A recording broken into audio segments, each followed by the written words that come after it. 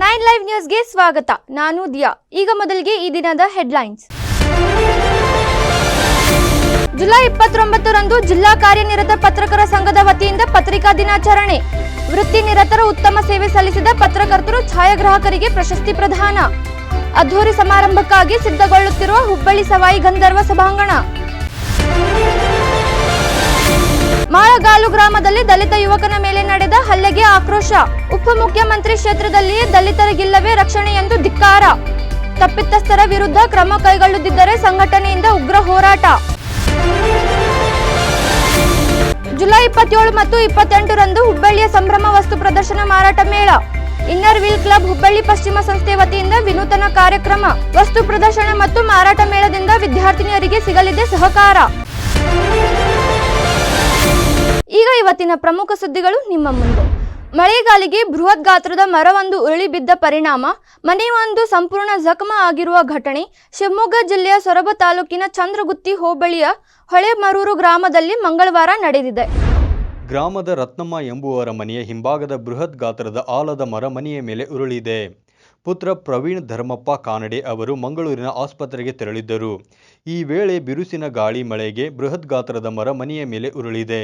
ಮನೆಯಲ್ಲಿದ್ದ ಪ್ರವೀಣ್ ತಾಯಿ ರತ್ನಮ್ಮ, ಪತ್ನಿ ಮಮತಾ ಹಾಗೂ ಇಬ್ಬರು ಮಕ್ಕಳು ಪ್ರಾಣಾಪಾಯದಿಂದ ಪಾರಾಗಿದ್ದಾರೆ. ಮರ ಮನೆಯ ಮೇಲೆ ಬಿದ್ದ ಪರಿಣಾಮ ಮನೆಯಲ್ಲಿನ ಪೀಠೋಪಕರಣಗಳು, ರೆಫ್ರಿಜರೇಟರ್, ಗೃಹ ಉಪಯೋಗಿ ಸಾಮಗ್ರಿಗಳು ಸೇರಿದಂತೆ ಬೈಕ್ ಸಂಪೂರ್ಣ ಜಖಂಗೊಂಡಿದೆ. ಇದು ಬೈಕು ಹೋಗೋದು ಬೈಕು ಆಮೇಲೆ ಒಳಗಡೆ ವಾಷಿಂಗ್ ಮಿಷಿನ್ಸ್ ಇದ್ವು. ಆಮೇಲೆ ಇದು ಬಟ್ಟೆ ತೊಳೆಯೋದು ಅವ್ರ ಮನೆ ಫುಲ್ ಕಂಪ್ಲೀಟ್. ಇದನ್ನ ಶಾನ್ ಬೋಗ್ರಿ ಕಳಿಸು. ಇನ್ನು ಮಮತಾ ಅವರು ಅಂಗನವಾಡಿ ಕಾರ್ಯಕರ್ತೆಯಾಗಿ ಕಾರ್ಯನಿರ್ವಹಿಸುತ್ತಿದ್ದಾರೆ. ಕುಟುಂಬಕ್ಕೆ ಸೂಕ್ತ ಪರಿಹಾರ ನೀಡಬೇಕೆಂದು ಗ್ರಾಮ ಪಂಚಾಯಿತಿ ಮಾಜಿ ಸದಸ್ಯ ಮೋಹನ್ ಕಾನಡೆ ಹಾಗೂ ಗ್ರಾಮಸ್ಥರು ಈ ವೇಳೆ ಒತ್ತಾಯಿಸಿದ್ದಾರೆ. ಬೆಲ್ಜಿಯಂ ದೇಶದಲ್ಲಿರುವ ಮಗಳ ಮನೆಗೆ ಹೋಗಿರುವ ಸಾಗರ್ ಕ್ಷೇತ್ರದ ಶಾಸಕ ಗೋಪಾಲ್ ಕೃಷ್ಣ ಬೇಳೂರು ಅವರು ಅಲ್ಲಿಂದಲೇ ವಿಡಿಯೋ ಕಾನ್ಫರೆನ್ಸ್ ಮೂಲಕ ಪ್ರಗತಿ ಪರಿಶೀಲನಾ ಸಭೆ ನಡೆಸಿ ಜನರ ಸಂಕಷ್ಟಕ್ಕೆ ತಕ್ಷಣ ಸ್ಪಂದಿಸುವಂತೆ ಸೂಚನೆ ನೀಡಿದ್ದಾರೆ. ಶಿವಮೊಗ್ಗ ಜಿಲ್ಲೆಯ ಸಾಗರ ಪಟ್ಟಣದಲ್ಲಿರುವ ತಾಲೂಕಾ ಪಂಚಾಯಿತಿ ಸಾಮರ್ಥ್ಯ ಸೌಧದಲ್ಲಿ ಅಧಿಕಾರಿಗಳ ಜತೆಗೆ ವಿಡಿಯೋ ಕಾನ್ಫರೆನ್ಸ್ ಮೂಲಕ ಸಭೆ ನಡೆಸಿದ ಅವರು ಮಳೆ ಹಾನಿಯ ಬಗ್ಗೆ ಮಾಹಿತಿ ಪಡೆದುಕೊಂಡರು. ಮಳೆಯಿಂದ ಜನಸಾಮಾನ್ಯರಿಗೆ ಯಾವುದೇ ರೀತಿಯ ತೊಂದರೆ ಆಗಬಾರದು. ಮನೆ ಬಿದ್ದ ಪ್ರದೇಶಗಳಿಗೆ ತಕ್ಷಣ ಅಧಿಕಾರಿಗಳು ಭೇಟಿ ನೀಡಿ ಸಂಕಷ್ಟದಲ್ಲಿರುವವರಿಗೆ ಸಹಾಯ ಮಾಡಬೇಕು. ಶಾಲಾ ವಿದ್ಯಾರ್ಥಿಗಳ ಬಗ್ಗೆ ಹೆಚ್ಚು ಎಚ್ಚರಿಕೆ ವಹಿಸಬೇಕು. ಶಾಲೆಗಳು ಸೋರುತ್ತಿದ್ದರೆ ಮಕ್ಕಳಿಗೆ ಪರ್ಯಾಯ ವ್ಯವಸ್ಥೆ ಮಾಡಿ ಎಂದು ಕ್ಷೇತ್ರ ಶಿಕ್ಷಣಾಧಿಕಾರಿಗಳಿಗೆ ಸೂಚಿಸಿದ ಶಾಸಕರು ಗ್ರಾಮ ಪಂಚಾಯಿತಿ ವ್ಯಾಪ್ತಿಯಲ್ಲಿ ಪಿಡಿಒ ಕಾರ್ಯದರ್ಶಿಗಳು ಸದಾ ಕಟ್ಟೆಚ್ಚರದಿಂದ ಇದ್ದು ಯಾವುದೇ ಅನಾಹುತ ಆಗದಂತೆ ಅಗತ್ಯ ಕ್ರಮ ಕೈಗೊಳ್ಳುವಂತೆ ಸೂಚನೆ ನೀಡಿದರು.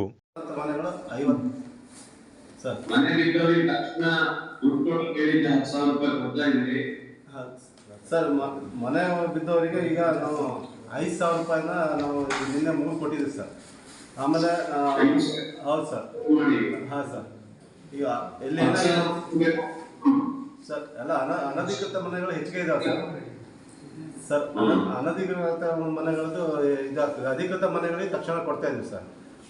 ಈಗಾಗಲೇ ನಾವು 9 ಮನೆ ಅಧಿಕೃತ ಮನೆಗಳಿಗೆ ಪೇಮೆಂಟ್ ಮಾಡಿದ್ವಿ ಸರ್. ಒಂದು ಮನೆ ಮಾತ್ರ ಪೂರ್ಣ ಪ್ರಮಾಣದಲ್ಲಿ ಹಾನಿಯಾಗಿತ್ತು, ಅದನ್ನು ನಿನ್ನೆ ಕೊಡ್ತೀವಿ ಸರ್ ಮನೆ ಉಸ್ತುವಾರಿ ಸಚಿವರಿಂದ. ಅದೇ ರೀತಿ ಸರ್ ನಮ್ಮಲ್ಲಿ ಈಗ ಒಟ್ಟು ಕೊಟ್ಟಿಗೆ ಮನೆ 26 ಹಾನಿಯಾಗಿದೆ ಸರ್. ರಿಪೋರ್ಟ್ ಆಗಿರೋದು 14 ಮನೆಗಳಿಗೆ ಪೇಮೆಂಟ್ ಮಾಡಿದ್ವಿ ಸರ್. ಅದೇ ರೀತಿ ಪ್ರಾಣಿ ಹಾನಿಯಾಗಿದ್ದು ಇವತ್ತು FIR ಬಂದಿದೆ ಸರ್. ಅದನ್ನು ಪೇಮೆಂಟ್ ರೆಡಿ ಮಾಡಿಸ್ತಾ ಇದ್ದೀವಿ ಸರ್. ಈ ಸಂದರ್ಭದಲ್ಲಿ ತಾಲೂಕಾ ಮಟ್ಟದ ಬಹುತೇಕ ಎಲ್ಲ ಅಧಿಕಾರಿಗಳು ಉಪಸ್ಥಿತರಿದ್ದು ಇಲಾಖಾವಾರು ಮಾಹಿತಿಯನ್ನು ನೀಡಿದರು. ವೇಗವಾಗಿ ಬಂದ ಲಾರಿಯೊಂದು ಡಿಕ್ಕಿ ಹೊಡೆದ ಪರಿಣಾಮ ರಸ್ತೆ ದಾಟುತ್ತಿದ್ದ 7ನೇ ತರಗತಿ ವಿದ್ಯಾರ್ಥಿನಿಯೋರ್ವಳ ತೀವ್ರ ಗಾಯಗೊಂಡಿರುವಂತಹ ಘಟನೆ ತುಮಕೂರು ಜಿಲ್ಲೆಯ ತಿಪಟೂರು ನಗರದಲ್ಲಿ ನಡೆದಿದೆ. ನಗರದ ಶ್ರೀ ವಿವೇಕಾನಂದ ಇಂಟರ್ ನ್ಯಾಷನಲ್ ಶಾಲೆಯ 7ನೆಯ ತರಗತಿಯ ವಿದ್ಯಾರ್ಥಿನಿ ಸಂಜೆ ಶಾಲೆ ಬಿಟ್ಟು ಮನೆಗೆ ವಾಪಸ್ಸು ಬರುವಾಗ ರಸ್ತೆ ದಾಟುವ ಸಮಯದಲ್ಲಿ ಲಾರಿಯೊಂದು ಗುದ್ದಿ ಅಪಘಾತವಾಗಿ ವಿದ್ಯಾರ್ಥಿನಿಯ ತಲೆಗೆ ತೀವ್ರ ಪೆಟ್ಟಾಗಿ ಹೆಚ್ಚಿನ ಚಿಕಿತ್ಸೆಗಾಗಿ ಹಾಸನದ ಆಸ್ಪತ್ರೆಗೆ ರವಾನೆ ಮಾಡಲಾಗಿದೆ. ಘಟನೆಗೆ ಲಾರಿ ಚಾಲಕನ ಅಜಾಗರೂಕತೆಯೇ ಕಾರಣವೆಂದು ಹೇಳಲಾಗ್ತಿದ್ದು, ಶಾಲಾ ಪರಿಸರದಲ್ಲಿಯೂ ಅತಿ ವೇಗವಾಗಿ ವಾಹನ ಚಲಾಯಿಸಿದ್ದೇ ಕಾರಣವೆಂದು ಪ್ರಜ್ಞಾವಂತರು ಆಕ್ರೋಶ ವ್ಯಕ್ತಪಡಿಸಿದ್ದಾರೆ. ಹೀಗಾಗಿ ವಾಹನಗಳು ಓಡಾಡುವ ರಸ್ತೆಯ ಪಕ್ಕದಲ್ಲಿ ಶಾಲೆಗಳಿದ್ದರೆ, ಮಕ್ಕಳು ರಸ್ತೆ ದಾಟಿ ಶಾಲೆಗಳಿಗೆ ಬರುವ ಹಾಗಿದ್ದರೆ ಅಂತಹ ರಸ್ತೆಯ ಎರಡೂ ಕಡೆಗೆ ಹಂಪ್ಸ್ಗಳನ್ನು ಹಾಕುವಂತೆ ಸಂಬಂಧಿಸಿದ ಇಲಾಖೆ ಹಾಗೂ ಪೊಲೀಸ್ ಠಾಣೆಗಳಲ್ಲಿ ದೂರು ದಾಖಲಿಸಬೇಕೆಂದು ಒತ್ತಾಯಿಸಿದ್ದಾರೆ. ಅಲ್ಲದೆ ಶಾಲೆಗಳಿರುವ ಪ್ರದೇಶದಲ್ಲಿ ವೇಗವಾಗಿ ವಾಹನ ಚಾಲನೆ ಮಾಡುವವರ ವಿರುದ್ಧ ಪೊಲೀಸ್ ಇಲಾಖೆ ಹಾಗೂ ಆರ್ಟಿಒ ಅಧಿಕಾರಿಗಳು ಸೂಕ್ತ ಕ್ರಮ ಕೈಗೊಳ್ಳುವಂತೆ ಒತ್ತಾಯಿಸಿದ್ದಾರೆ. ಶಿಗ್ಗಾವಿ ಸವಣೂರು ವಿಧಾನಸಭಾ ಕ್ಷೇತ್ರದ ಉಪಚುನಾವಣೆಗೆ ಹನುಮಂತಪ್ಪ ಬಂಡಿವಡ್ಡರ್ ಅವರಿಗೆ ಕಾಂಗ್ರೆಸ್ ಪಕ್ಷದ ಟಿಕೆಟ್ ನೀಡಬೇಕು ಎಂದು ವಿಶ್ವ ಬಹುಜನ ಧ್ವಜ ಮತ್ತು ಸಂವಿಧಾನ ರಕ್ಷಾ ಸೇನಾ ಟ್ರಸ್ಟ್ನ ರೈತ ಮಹಿಳಾ ಮೋರ್ಚಾದ ಧಾರವಾಡ ಜಿಲ್ಲಾಧ್ಯಕ್ಷೆಯಾದ ಅಖಿಲ ರಾಜೇಶ್ ತಿವಾರಿ ಒತ್ತಾಯಿಸಿದ್ದಾರೆ. ಹುಬ್ಬಳ್ಳಿಯ ಪತ್ರಿಕಾ ಭವನದಲ್ಲಿಂದು ಸುದ್ದಿಗೋಷ್ಠಿ ನಡೆಸಿ ಮಾತನಾಡಿದ ಅವರು, ಹನುಮಂತಪ್ಪ ಬಂಡಿವಡ್ಡರ್ ಅವರು ಸ್ಥಳೀಯರಾಗಿದ್ದಾರೆ. ಶಿಗ್ಗಾವಿ ಸವಣೂರು ಕ್ಷೇತ್ರದ ಅಭಿವೃದ್ಧಿಯ ಕುರಿತಾಗಿ ಸಾಕಷ್ಟು ದೂರದೃಷ್ಟಿತ್ವವನ್ನು ಹೊಂದಿದ್ದಾರೆ. ಅಲ್ಲದೆ ಅವರು ಸ್ಥಳೀಯ ಜನಸಾಮಾನ್ಯರ ಒಡನಾಡಿಯಾಗಿ ಎಲ್ಲರೊಂದಿಗೂ ಬೆರೆಯುವ ಯುವ ಉತ್ಸಾಹಿ ನಾಯಕರಾಗಿದ್ದಾರೆ. ಹೀಗಾಗಿ ಕಾಂಗ್ರೆಸ್ ಪಕ್ಷದ ಹೈಕಮಾಂಡ್ ಈ ಕುರಿತಾಗಿ ಅವಲೋಕಿಸಿ ಹನುಮಂತಪ್ಪ ಎನ್ ಬಂಡಿವಡ್ಡರ್ ಅವರಿಗೆ ಟಿಕೆಟ್ ನೀಡಬೇಕೆಂದು ಅವರು ಈ ವೇಳೆ ಆಗ್ರಹಿಸಿದರು. ಹನುಮಂತಪ್ಪ ಬಂಡಿವಡ್ಡರ್ ಅಂತ ಹೇಳಿ ಈಗ ಶಿಗ್ಗಾಂವ್ ಕ್ಷೇತ್ರಕ್ಕೆ ನಿಲ್ಲಿಸ್ಬೇಕಂತ ನಮ್ಮ ಆಕಾಂಕ್ಷೆ. ಅದಕ್ಕಾಗಿ ಇವಾಗ ಅವ್ರಿಗೆ ಟಿಕೆಟ್ ಕೊಡಬೇಕಂತೇಳಿ ಹೈಕಮಾಂಡ್ ಯಾವುದು ಮತ್ತು ನಮ್ಮ ಪಕ್ಷದ ಕಾಂಗ್ರೆಸ್ ಪಕ್ಷದವ್ರಿಗೆ ಎಲ್ಲರಿಗೂ ನಾವು ಕೇಳ್ಕೊಳ್ಳೋದು ಒಂದೇ, ಅವರು ಎಲಿಜಿಬಲ್ ವ್ಯಕ್ತಿ ಅದಾರ, ಆಮೇಲೆ ಮೇಲಾತು ಲಾಯರ್ ಇದ್ದಾರೆ, ಅವರು ದೀನ ದಲಿತರು ಇದ್ದಾರೆ, ಆಮೇಲೆ ಬಡವರಿಗೆ ಉದ್ಧಾರ ಮಾಡೋಂಥವ್ರು ಇದ್ದಾರೆ. ಅವರು ಅದಕ್ಕೋಸ್ಕರ ನಾವು ಇದನ್ನು ಹೋರಾಡ್ತಾ ಇದ್ವಿ. ಅವ್ರಿಗೆ ಟಿಕೆಟ್ ಕೊಟ್ಟರೆ ನಮಗೂ ಸಂತೋಷ. ಇದೇ ವೇಳೆ ಮಾತನಾಡಿದ ರಾಜ್ಯ ಉಪಾಧ್ಯಕ್ಷರಾದ ಉಮೇಶ್ ಚಲವಾದಿಯವರು, ಹನುಮಂತಪ್ಪ ಬಂಡಿವಡ್ಡರ್ 2 ದಶಕಗಳಿಂದ ಪಕ್ಷಕ್ಕಾಗಿ ದುಡಿಯುತ್ತಿದ್ದಾರೆ. ಸರ್ಕಾರದ ಯೋಜನೆಗಳನ್ನು ಸಹ ಸಮರ್ಪಕವಾಗಿ ಬಡವರ ಮನೆ ಬಾಗಿಲಿಗೆ ಮುಟ್ಟುವಂತೆ ಕೆಲಸ ಮಾಡುವ ಉತ್ಸಾಹಿಯಾಗಿದ್ದಾರೆ. ಅವರಿಗೆ ಟಿಕೆಟ್ ನೀಡಬೇಕು ಎನ್ನುವುದು ದಲಿತ ಸಮುದಾಯ, ರೈತ ಮತ್ತು ಕಾರ್ಮಿಕ ಸಮುದಾಯಗಳ ಆಶಯವಾಗಿದೆ. ಹೀಗಾಗಿ ಅವರಿಗೆ ಉಪಚುನಾವಣೆಯ ಟಿಕೆಟ್ ನೀಡಬೇಕೆಂದು ಒತ್ತಾಯಿಸಿದರು. ಇದು ಮಾಡ್ಯಾರ, ಯಾಕಂದ್ರೆ ಒಳ್ಳೆ ವ್ಯಕ್ತಿ, ಒಳ್ಳೆ ವಕೀಲರು. ನಾವು ರಾತ್ರಿ 24 ತಾಸು ನಾವು ಏನೋ ಒಂದು ಸಮಸ್ಯೆ ಐತೆ ಅಂದ್ರೆ ದಲಿತರ ಪರವಾಗಿ ಅವರು ನಿಂತು ಒಳ್ಳೇದು ಮಾಡೋಂಥ ವ್ಯಕ್ತಿಗೆ ಮಾನ್ಯ ಶ್ರೀ ಸಿದ್ದರಾಮಯ್ಯ ಅನ್ನೋರು ಹಾಗೂ ಖರ್ಗೆ ಸಾಹೇಬರು, ಡಿ ಕೆ ಶಿವಕುಮಾರ್ ಅವರು ಅವ್ರಿಗೊಂದು ಸೀಟ್ ಕೊಡ್ಬೇಕಂತ ನಾನು ದಲಿತರ ಪರವಾಗಿ ವಿನಂತಿಸುತ್ತೇನೆ. ಸುದ್ದಿಗೋಷ್ಠಿಯಲ್ಲಿ ಸೀತಾಲಕ್ಷ್ಮಿ, ಸುಮಂಗಲಾ ಸೇರಿದಂತೆ ಇನ್ನಿತರರು ಉಪಸ್ಥಿತರಿದ್ದರು. ಸುದ್ದಿ ಮುಂದುವರಿದ ಚಾನೆಲ್ ಇದೀಗ ಸೋಷಿಯಲ್ ಮೀಡಿಯಾಗಳಾದ ಯೂಟ್ಯೂಬ್, ಫೇಸ್ಬುಕ್ ಹಾಗೂ ಇನ್ಸ್ಟಾಗ್ರಾಂನಲ್ಲೂ ವೀಕ್ಷಿಸಬಹುದು. 9 ಲೈವ್ ವಾಹಿನಿಯ ಜನಪ್ರಿಯ ಕಾರ್ಯಕ್ರಮ ಶುಚಿ ರುಚಿ.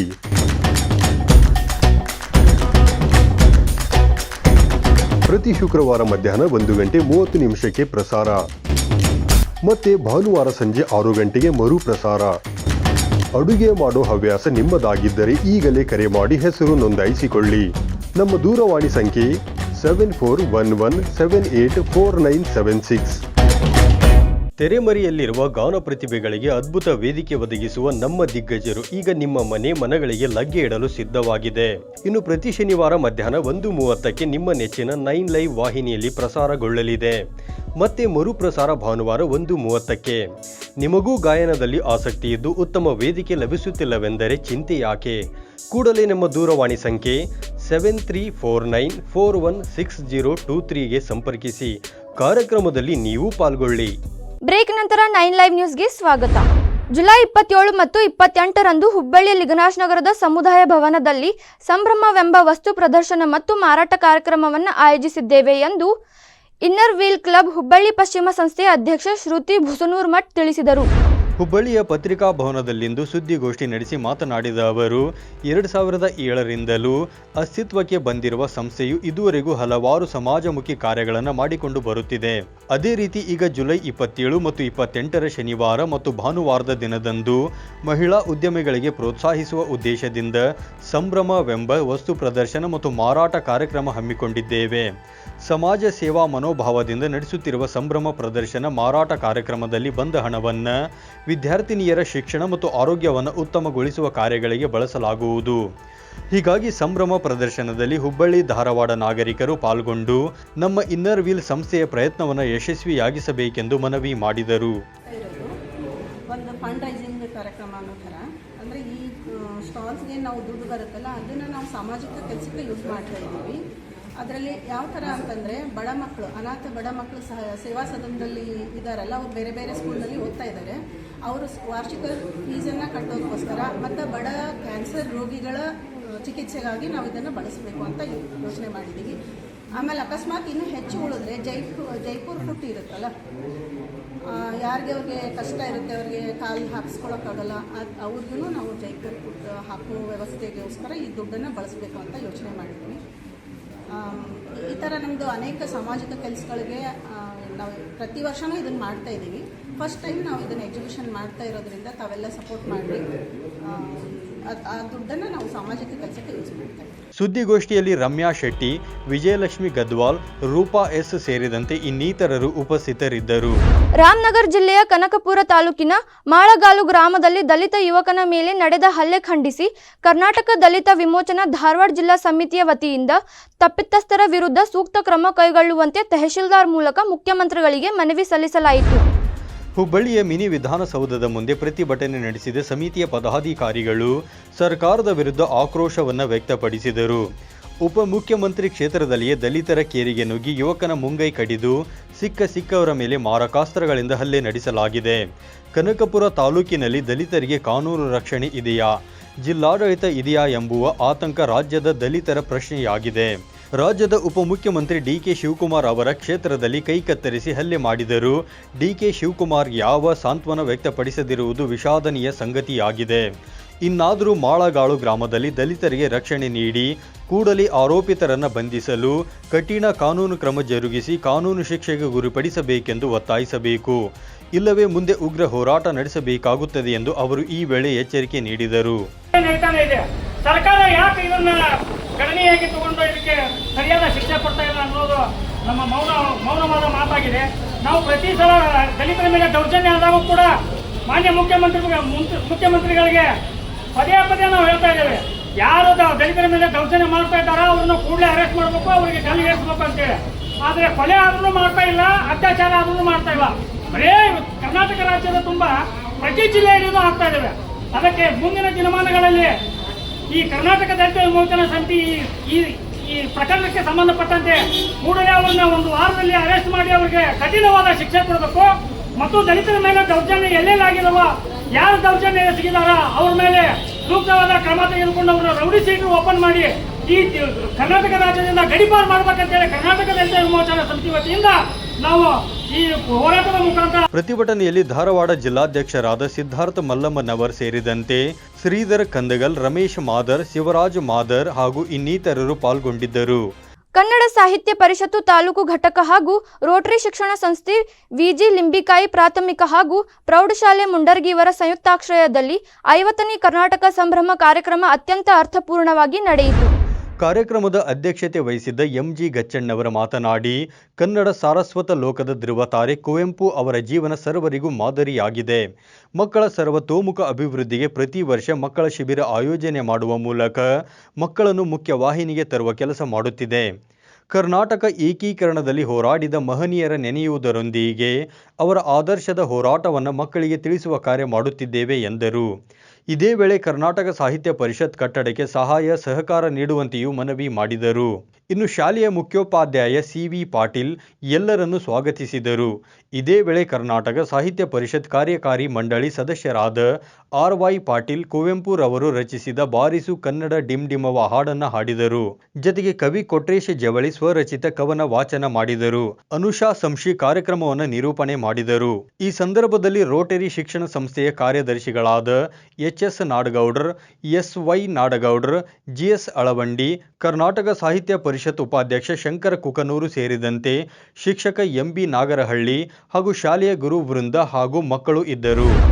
ಜುಲೈ 29ರಂದು ಹುಬ್ಬಳ್ಳಿ ಸವಾಯಿ ಗಂಧರ್ವ ಸಭಾಂಗಣದಲ್ಲಿ ಧಾರವಾಡ ಜಿಲ್ಲಾ ಕಾರ್ಯನಿರತ ಪತ್ರಕರ್ತರ ಸಂಘದ ವತಿಯಿಂದ ಪತ್ರಿಕಾ ದಿನಾಚರಣೆ ಹಮ್ಮಿಕೊಳ್ಳಲಾಗಿದ್ದು, ಸಮಾರಂಭದಲ್ಲಿ ವಿವಿಧ ವಿಭಾಗಗಳಲ್ಲಿ ಉತ್ತಮ ಸೇವೆ ಸಲ್ಲಿಸಿದ ವೃತ್ತಿ ನಿರತರಿಗೆ ಪ್ರಶಸ್ತಿ ಪ್ರದಾನ ಮಾಡಲಾಗುವುದು ಎಂದು ಧಾರವಾಡ ಜಿಲ್ಲಾ ಕಾರ್ಯನಿರತ ಪತ್ರಕರ್ತರ ಸಂಘದ ಅಧ್ಯಕ್ಷ ಲೋಚನೇಶ್ ಹುಗಾರ್ ಹೇಳಿದರು. ಹುಬ್ಬಳ್ಳಿಯ ಪತ್ರಿಕಾ ಭವನದಲ್ಲಿಂದು ಸುದ್ದಿಗೋಷ್ಠಿ ನಡೆಸಿ ಮಾತನಾಡಿದ ಅವರು, ವೃತ್ತಿಪರತೆಯನ್ನು ಉತ್ತೇಜಿಸುವ ಉದ್ದೇಶದಿಂದ ಉತ್ತಮ ವರದಿ, ಲೇಖನ, ಛಾಯಾಚಿತ್ರ, ಪುಟ ವಿನ್ಯಾಸ ಸೇರಿದಂತೆ ಇನ್ನಿತರ ವಿಭಾಗದಲ್ಲಿ ಸ್ಪರ್ಧೆಗೆ ಅರ್ಜಿ ಆಹ್ವಾನಿಸಲಾಗಿತ್ತು. ಅವುಗಳಲ್ಲಿ ಆಯ್ಕೆಯಾಗಿರುವ ವಿಜೇತರಿಗೆ ಪ್ರಶಸ್ತಿ ಪ್ರದಾನ ಮಾಡಲಾಗುತ್ತದೆ ಎಂದು ಮಾಹಿತಿ ಹಂಚಿಕೊಂಡರು. ಇದೇ ವೇಳೆ ಮಾತನಾಡಿದ ಸಂಘದ ಪ್ರಧಾನ ಕಾರ್ಯದರ್ಶಿ ಸುಶೀಲೇಂದ್ರ ಕುಂದರಗಿ ಸಮಾರಂಭದಲ್ಲಿ ಆಗಮಿಸಲಿರುವ ಗಣ್ಯರ ಮಾಹಿತಿ ಮತ್ತು ಕಾರ್ಯಕ್ರಮದ ರೂಪರೇಷೆಗಳನ್ನು ತಿಳಿಸಿದರು. ಜೊತೆಗೆ ವಿಶೇಷ ಕಾರ್ಯಕ್ರಮದಲ್ಲಿ ಎಲ್ಲರೂ ಉಪಸ್ಥಿತರಿರುವ ಮೂಲಕ ಕಾರ್ಯಕ್ರಮವನ್ನು ಯಶಸ್ವಿಗೊಳಿಸಬೇಕೆಂದು ಮನವಿ ಮಾಡಿದರು. ಸುದ್ದಿಗೋಷ್ಠಿಯಲ್ಲಿ ಬಸವರಾಜ್ ಹೂಗಾರ್, ವೀರೇಶ್ ಹಂಡಗಿ, ವಿಜಯ್ ಹೂಗಾರ್ ಸೇರಿದಂತೆ ಇನ್ನಿತರರು ಉಪಸ್ಥಿತರಿದ್ದರು. ಇವಿಷ್ಟು ಈ ಹೊತ್ತಿನ ಪ್ರಮುಖ ಸುದ್ದಿಗಳು. ನಿರಂತರ ಸುದ್ದಿಗಳಿಗಾಗಿ ನೋಡ್ತಾ ಇರಿ 9 ಲೈವ್ ನ್ಯೂಸ್. ಇದು ಸತ್ಯದ ಪ್ರತಿರೂಪ.